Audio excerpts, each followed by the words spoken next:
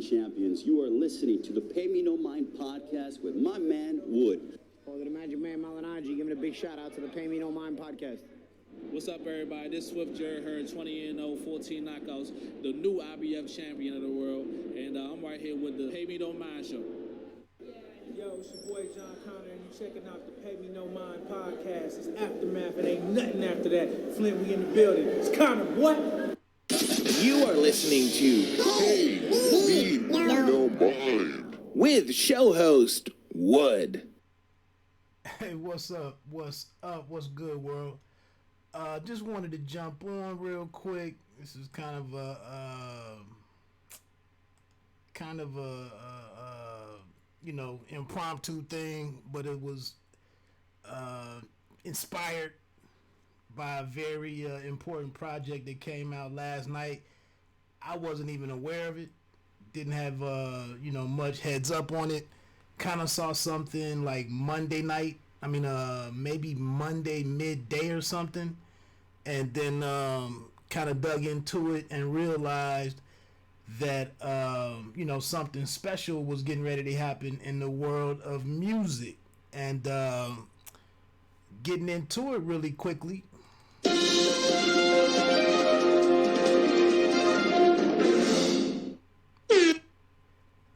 One of my favorite groups over the last decade plus, these guys came out with a new album out of nowhere, with very little fanfare and whatnot around it, or surrounding it, or leading up to it. And I'm talking about Little Brother.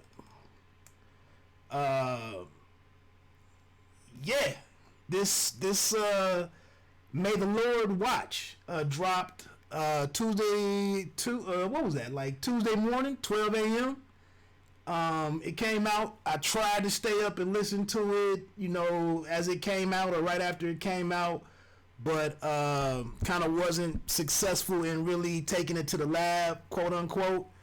Got to chill with it a little bit after work yesterday, and then checked out a couple of songs today. Really haven't been into the gym with it or anything, but I'm gonna talk about a few things. One quick note to put out there off the top, man. I'm so glad that hip hop rap music is really just letting dudes, and not dudes, it's letting artists really rap right now. It seems like in the marketplace, hip hop rapping from multiple perspectives, it's really like opening up for everybody to say what they have to say. Another quick shout out. It looks like another person that's another act that's kind of in the same vein as Little Brother and from the same region of the country. Looks like Rhapsody's joint is going to come out in like the next 48 hours.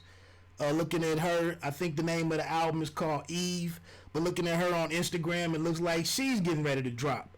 So, and then another quick note, and this came off, somebody pointed this out on one of the forums that I was reading, but one of the dope subtle things about this May the Lord Watch album is the fact that it came out on a Tuesday, and if you've been buying music dating back to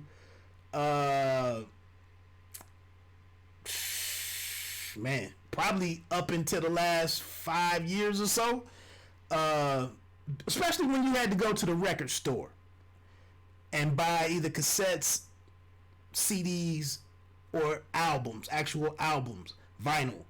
All of the new joints used to come out on Tuesday. That's when it used to ship and get to the stores over the weekend, and they'd have it all in the storeroom and whatnot. and then they wait until Tuesday to put all the new material out on the shelves out on the shelves and whatnot. So I don't know if that was intentional, by Fonte and rapper Big Pooh, but I thought that was really dope, and I thought it was even doper that a music fan caught this. Now look, I'm not getting ready to overwhelm you with my knowledge of Little Brother. I have checked them out over the last 12, 13, 14 years. I'm not I did listen to the Minstrel Show back in the day. I think that one came out in 2005. I was a big fan of that record. I follow Foreign Exchange. I've actually been to several Foreign Exchange live shows here in Ohio. I was a big fan of Get Back. I rocked out as much as I could with Left Back. Huge fan of all of Fonte's work. I'll be honest, I haven't bought much of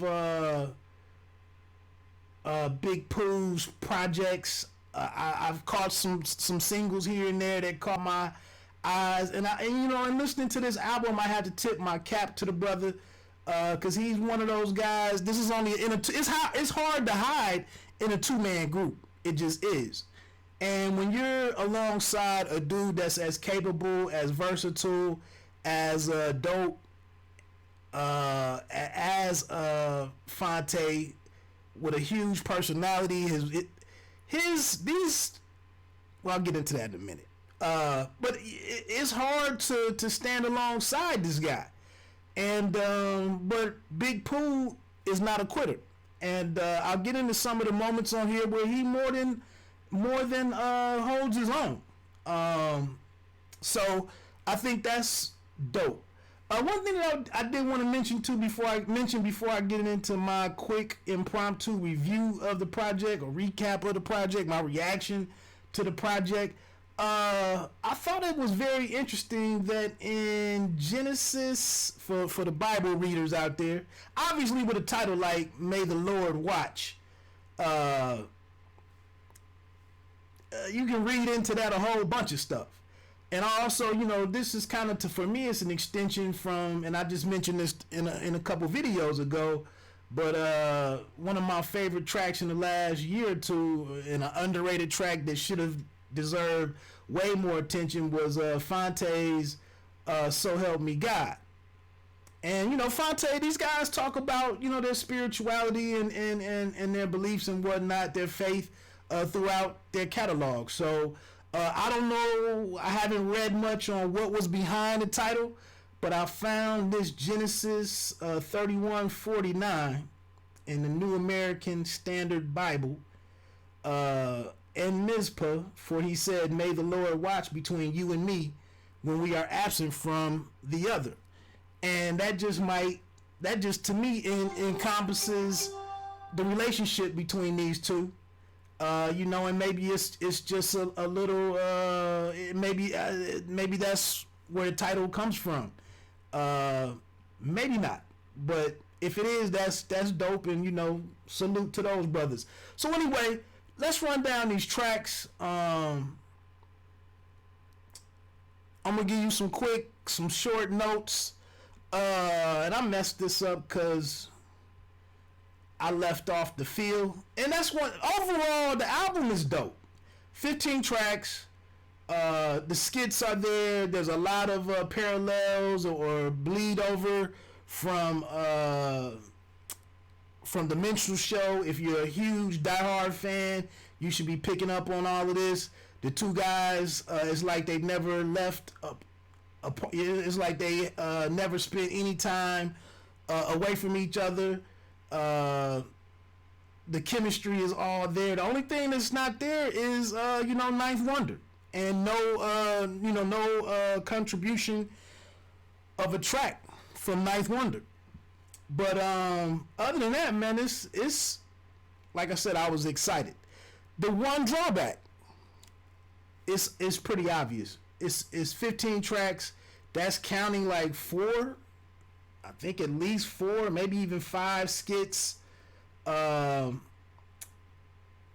features, I don't think. No features. At least nothing called out on the track list. Like I said, I've listened to it about 3 times now. No features. The other thing that I was going to make note of was, the major issue is that it's a quick listen. I don't even know if I had a runtime in front of me, but it's a quick listen. You take out the skits. Like I said, you have 10 tracks maybe, or 9 tracks. But the skits, they all work. You know, it's all thoughtful. It's all commentary on the situation. I did see where Miss Jamel Hill contributed and appeared on the album. I haven't quite peeped out where she appears yet, but I guess if you check on social media, some of the producers have lanyards with their pictures for like UBN Network, and all of these people, you know, contributed, some behind the scenes, some out front. But like I said, Jamel Hill is on there. I haven't figured out where she is yet. I might read more into that later. But yeah, the major drawback here is just that the album is really short, and then the songs themselves are pretty short. But I think it's pretty standard for where we are in the music business right now, and especially for the Kanye fans out there. A couple of when he came out with those 3 or 4 albums last year, and all of them were like 7 tracks each. You know, he kind of made it known that that was kind of the standard for, in his opinion, that was the perfect runtime or length of an album, was 7 songs. I don't agree with that. I think 11 or 13 is better for me. Is better or more ideal for me. But I do notice that a lot of these, even in the R&B game, a lot of artists try to get you out of there, you know, in about 10 songs, maybe 12 songs. And like I said, right here, they kind of fall. It falls in right at 10 or 11, minus the minus the skits. I think another thing that takes it away from me is with the flow of the album. Nothing really breaks up the album, except for the skits. But just like all of the production, I won't say everything sounds the same, but it's just not many. It's not a lot of difference or anything that really breaks up the vibe of the album. I guess on one hand that's good. It's really a tight, cohesive package. You know, it's all centered around, like I said, this May the Lord Watch, the theme of that. So it all works. But like I said, I'm 44. So, I'm used to listening to a 16, 17. Although, I'll be honest, in this day and age, who in the hell is ever really going to sit there and listen to 16, 17, 18 tracks straight? That's just not going to happen. Even in a workout at the gym, I'm probably getting in a dozen joints, maybe 13. But then I'm probably going to mix in some other music. So definitely no sense in coming out with, 16, 17, 18 tracks. But it just seems like here, it just, I don't know. And maybe what I'm looking for is that there weren't any features and there weren't other voices that really came in and broke up the flow of the album and kind of added some contrast to something. Maybe that's what it was. So anyway, that's just my take on that. But looking at the tracks really quickly, just a couple of thoughts on each one. It opens up with The Feel, 2 minutes and 42 seconds. I thought it was the perfect, re-entry for these guys, and to let you know that they were serious and that, everything is still there. Dope track. Real vintage LB. In my opinion, the sound was kind of very consistent with what you heard on the Minstrel Show and the listening. I felt like the drum beat was really really close to the signature early sound of Ninth Wonder. That's just my opinion. So I thought The Feel gets things started really nicely. Word from the President. I think they had the Rosenberg cat on there. I don't have much comment on that. Moving along to track 3, Everything. Actually, that's the one. I'm sorry, I jumped ahead on my notes. Everything was the one that was real vintage LB, Little Brother, in the sound and the feel. The lead-off song was still solid. It was still very solid. For some reason, I just didn't write any notes down on that one. Right on Time comes after everything. That's track 4. Fonte singing. He had a dope line in there about something about the Tesseract, and I think that's kind of where Fonte excels, is bringing together references from what's going on in the world of sports. He usually hits on football quite a bit, but he hits on a lot of stuff that's going on in pop culture. The Tesseract line, it was something about Equifax, and something he was walking around like he was holding the Tesseract or something. I thought that was real slick. Right on Time was pretty dope.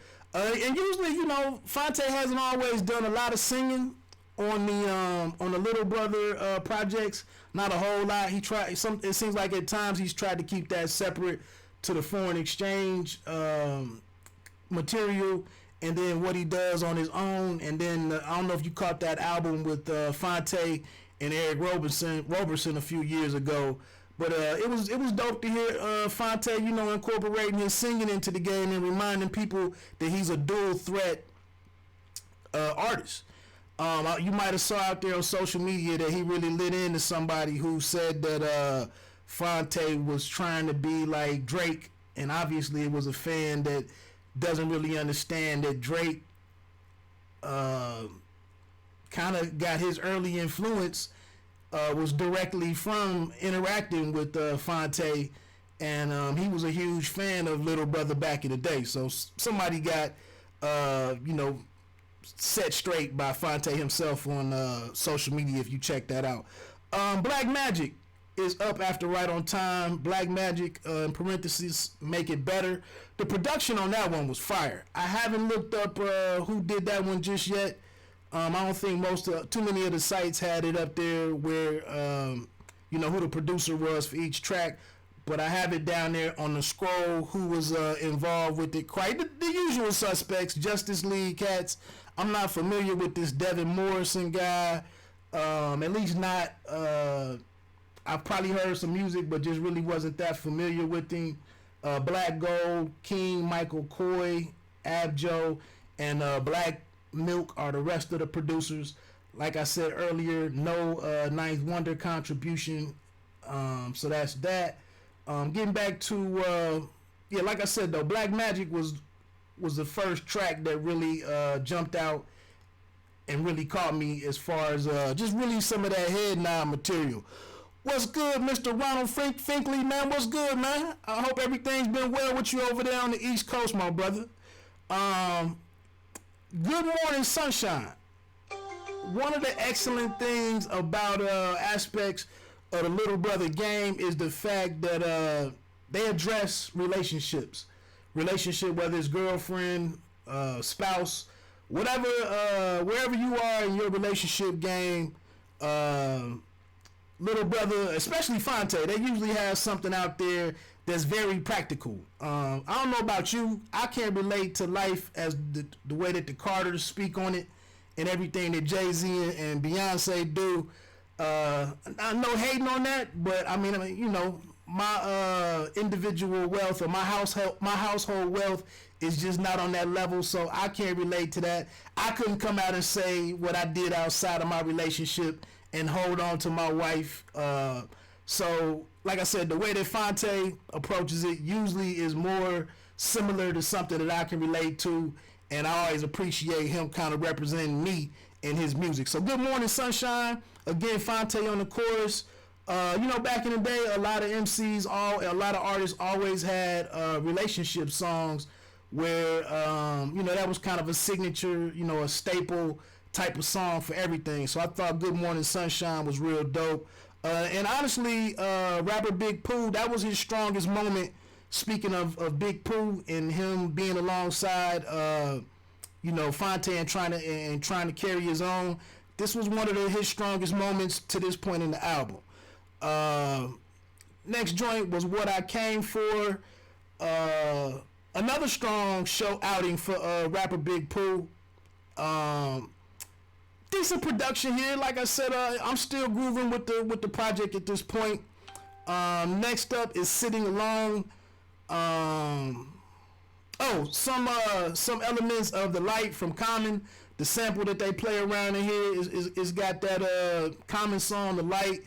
The chorus that comes in there on that song, I forget the original song that they sampled that from, but Sitting Alone is real dope. One thing that stood out to that song was Big Pooh was talking about social media, a lot of issues and struggling with social media and getting older and trying to make sense of what social media means to your life or how you see. Just it just was commentary on where you might be with social media. I mean, I'm not gonna front. I try to put some stuff out there for my website and for the YouTube channel and all of that, but I don't see a big payoff in social media. I feel like some people might not support you because they see you're engaged in what you're trying to do and you're passionate about what you do, so you don't get the engagement that you are looking for. And for example, you could be watching a game or a fight or something and say something and get no reaction, no likes, no retweets, no comments. And you sat there and tried to say the most thoughtful thing that you could think of, the most creative or the most funny, whatever, 0. And then somebody with a blue check or somebody that a lot of people know, they say something basic, like, I think so-and-so won the fight. And you see all types, 100 retweets or 100 likes or whatever.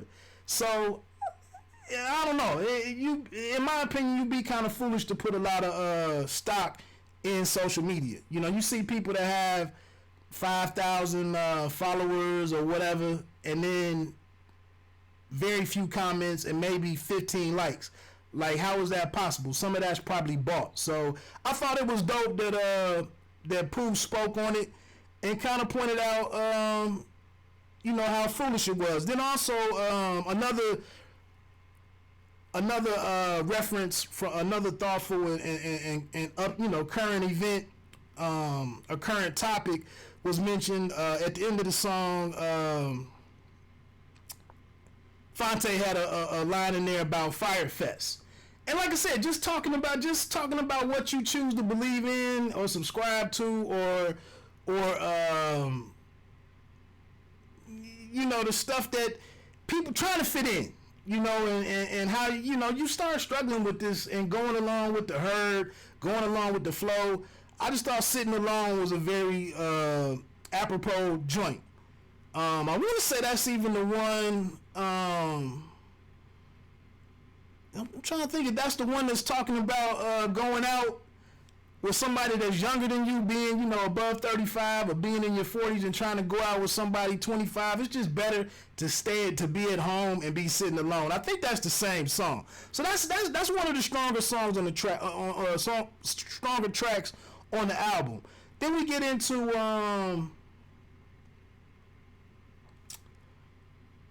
what was that? Sitting Along. I was just on. Sitting Along. Yeah. Picture This, the 12th track. Production on Picture This was fire. One of my top 3 songs on the album is Picture This. I didn't make any notes on there about the strongest bars and whatnot, but the entire song Picture This was like was really fire. Another one, the next joint, 14. The 14th track is All in a Day. And actually track 13 is Ninjas Hollering. One of my favorite skits on the album, and that might be the one that Jamel Hill is on, to be honest. If I go back and listen to it, I might be able to pick up on the fact that that's her, or that that's where she is.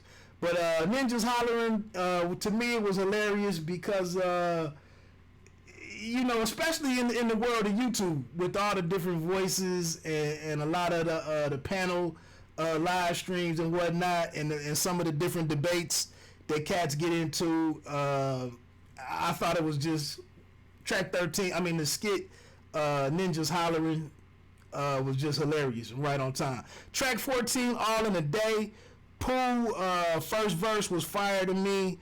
It's more just talk about being 40 something and adulthood, dealing with and accepting responsibility and how you mature and kind of how your views change, change as you get older and whatnot, and how you value things differently and all of that.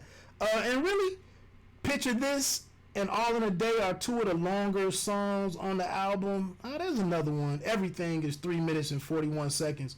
But Picture This and All in a Day, Sitting Alone is just over 3 minutes. That's kind of where you get the most value out of this album to me. 15 worked through me. I don't have any notes on that one, but it's a good close to the project. Like I said, man, it goes by very quickly. I think also the way that the skits are in there, maybe it makes it even feel a lot quicker because nothing is really breaking up. It's not that 5 or 7 seconds in between each song to let you know you're moving along to another song. And I don't know about you, if you're listening to something at your desk or if you're listening to with some earbuds on your phone, it's not easy to look at and see what song you're on. It's different listening to music versus how you used to listen to it 10 or 15 years ago. A lot of times you just listen to stuff, you're streaming stuff, you don't know the titles of none of this stuff. We just listen to and consume music a lot differently now. So like I said, dope album. Glad to see these brothers back. Again, the first album since 2010. A little sad that I guess that Ninth Wonder didn't make it back into the picture, but not necessarily needed to be there for it to be as dope as it is. I'm trying to see, I had some other stuff on here I was thinking about real quick, but for the most of it, that was it, man. OK Player, I don't know if you spend any time on okplayer.com. They do tend to speak on hip hop from kind of a older demographic. If you grew up on hip hop in the 90s, I think OK Player is a site that you can relate to a little bit better than some of the other ones. But they got a joint on there, an article right now. Let me see who wrote this. Andre G, 2 hours ago is when it posted. But 10 takeaways from Little Brother's brilliant comeback album, May the Lord Watch. I'm really not going to go too much into this. I thought it was one dope thing on here that at one point that he called out. Like, that's where I saw the lanyard, like the work badge for Jamel Hill.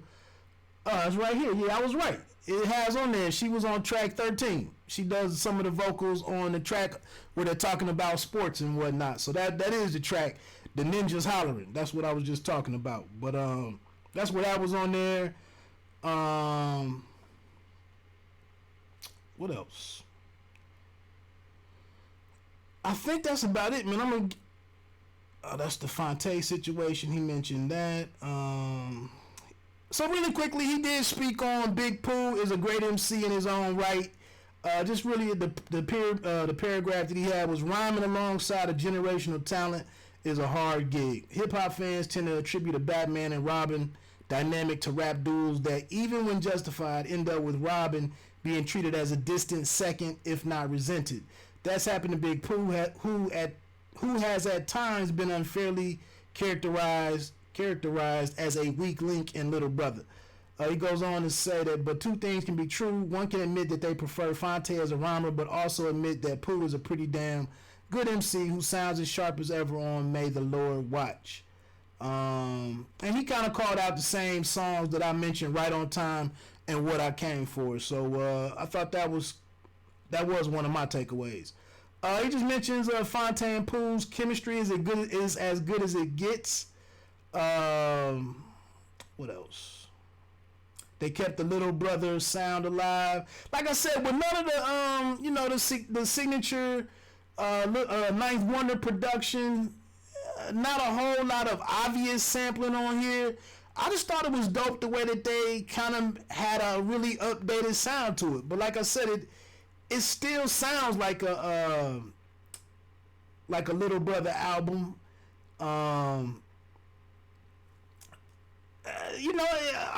leave some comments if you know in the comment section later on for those that didn't check out the live stream. Let me know what you thought about the beats. Like I said, I thought for all the guys that I just mentioned earlier that are involved here with it not just being one dude providing all of the production, it is very interesting how all of the songs do kind of fit together. And there's one on there I think it's the one that I think What I Came For kind of has like some hand claps in there that kind of gives it a more of a feel of one of the a song that would fit in on a Foreign Exchange album, especially if you heard that last one where he did a couple of 90s, maybe even early 90s, late 80s songs. He kind of has some of that the synths and the hand claps and stuff. That What I Came For track was kind of interesting. What else? May the Lord Watch jumps near the top of the grown-up rap canon. Yeah, I would agree with that. Like I said, the guys, some of the MCs that are, we know, these guys are, above the mid-30s, even into the mid-40s, and still trying to carry on as, late 20-year-old guys. And then, like I said, for me as a hip-hop fan that's 44 now, I do really appreciate the older guys who can take some of my experiences on a daily basis and whatnot, and where I am in my life and in adulthood, and can infuse those types of experience and those sensibilities into the lyrics. I mentioned that earlier in some other stuff, that I think one thing older people complain about some of the newer rappers, and we don't look at it from the perspective that if you're 35, 38, 42, 45, in most situations, even dudes that you work with or younger cats that you interact with at the gym, when is anybody 17 to 25 going to say anything to you that really resonates? You know what I'm saying? So if some young man or young female drops an album and has 16 songs on there and they're 18 years old, what are they really going to say that you really that you haven't already heard, or that ain't that is full of it's BS, or that's just some young person talking? So of course we look down our nose at some of these young kids, but it's because they're not telling us anything that we haven't heard before. Versus when I was 16 and Chuck D was talking about the things that he was talking about when I was 18 and Nas was talking about the stuff that he was talking about on Illmatic, even though he was a year or two older than me, everything that, all of the cultural stuff and that originated out of New York, and all of the stuff that was going through New York with the Nation of Islam and 5% and all of that, all of that stuff, we didn't know nothing about that here in the Midwest. So all of that stuff was blowing my mind, and some of the different concepts, the philosophies and all, and knowledge of self and all of that stuff, we didn't get none of that here in the Midwest. So, like I said, all of that stuff really resonated with me as a young person. And like I said, now when you listen to stuff as an older person, if it's somebody that's not talking about nothing, it's just hard to give them credit. But I think these two brothers right here, they very easily provide another dope project that is, I would throw in a subgenre of grown up rap. And some of the other people that my man mentions from this OK Player article are Black Thought, who's phenomenal at it. He has Pusha T, not somebody I really rock with. Freddie Gibbs, I've been hearing a lot about his project with Madlib. I haven't dug into that one just yet. He also has Rick Ross on here. I wouldn't throw him in there too much, but I wouldn't totally take Ross off of that. But I would add my man Royce the 5'9". I would add him onto that, and also the retired Joe Budden. He's another one that they talk about a lot of a lot of older issues, you know, that brothers might be going through. What else is on here? Sitting Alone explores romance from a refreshingly honest point of view. Yeah, already. I mentioned something about Sitting Alone. I do recommend Sitting Alone as one of the doper joints. He goes on to say, Little Brother deserves all the roses they already deserved. A decade ago, I would totally agree with that. And that's about it for that. So I would check that article out. Okay, player, a good a good piece to go back and. I said one thing with listening to music now. I mean, as you get older, is you don't have a lot of people to discuss albums with the way that you used to when you were on the school bus or when you were on when you were in gym class, study hall, walking the halls and all of that. Me, I was in the service. You know, we were out on boats and ships, sailing and whatnot. You talked about albums and songs and whatnot. You talked about music in depth. So as you get older, man, people have families. They got different things going on in their lives, work schedules and whatnot. Some people don't even buy albums anymore. Some people don't. I just started, messing with the subscription service, but some people don't even give that a shot. So you mess around and find out that you don't even have anybody to discuss, the stuff that you're into, the entertainment that you still rock with. You don't even have anybody to discuss much of this stuff with. So like I said, this album, OK Player, this website, OK Player, come on here and check this out and see if you have some of the same takeaways from the project as what's my man's name? Andre G. And I just say that, that's one of the things, getting into what I was just saying, some of the things, the off-putting aspects of social media it was intended to bring people together and whatnot, but then you can go out here looking for interaction and feedback on stuff and it's not even there. And you got people making life decisions based on being shut out on social media and whatnot. So go find something, go read something, and get some take care of your social outlets and your social interaction needs. This article can help you out. So look, I'm getting ready to wrap this thing up. Feel free to leave any comments and whatnot. Like I said, this dope project. I was glad to wake up Tuesday morning and have some real music out there and something that I could really connect to. But like I said, there's been a lot of projects out here in the last month or so. Like I said, in 48 hours, we might have the new Rhapsody album. September 6th is the new Ghostface album, Ghostface Killers. September 20th is a new project with Sky Zoo, produced exclusively by Pete Rock. That should be dope. It's called Retropolitan. I told you, even messing with some of the younger kids, the newer guys. I checked out that YBN Corday project. The Lost Boy, I think is the name of it. It really wasn't for me per se, but I checked it out a couple of times and really, like I said, it really signified to me that the game is letting people rap again, and you don't have to be in the streets. Although right now we know Benny the Butcher is really one of the top dudes making a lot of noise on the East Coast, and it's great that he's doing his thing.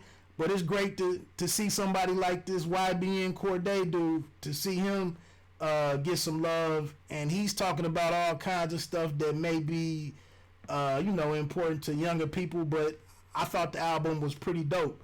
So let me get ready to get on off of here. Thanks for rocking with me. Please consider subscribing to the channel. Hit the like button if you were checking any of this out, or you enjoyed the conversation, the commentary on the album. Let me get ready to get on out of here. Like I always end everything, you don't have don't have to be great to start, but you have to start to be great. Oh, before I do go, I got emailed something. I'm gonna probably hit on it in the morning. A note that I really want to throw out there to folks for my boxing coverage. BiteDownBoxing.com. Feel free to check me out over there. But I got some interesting boxing stuff that I'm gonna put out there. Some information I'm gonna put out there in the morning that I hope resonates with somebody. One.